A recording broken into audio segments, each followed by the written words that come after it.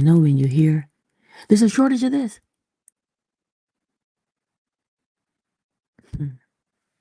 There's no jobs. Oil is scarce. How do you, listen, how do you know it's true?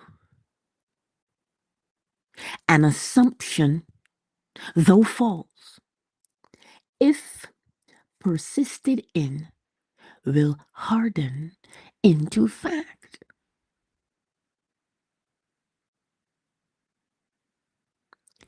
So you keep hearing about it and hearing about it and hearing about it. That's what makes it true. And then we see the evidence of what we hold to be true.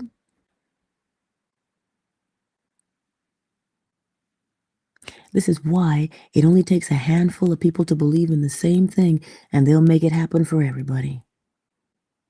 But isn't that great, though? Because it only takes a handful of people to believe in a certain thing before everybody else is doing it. Good, bad, or indifferent.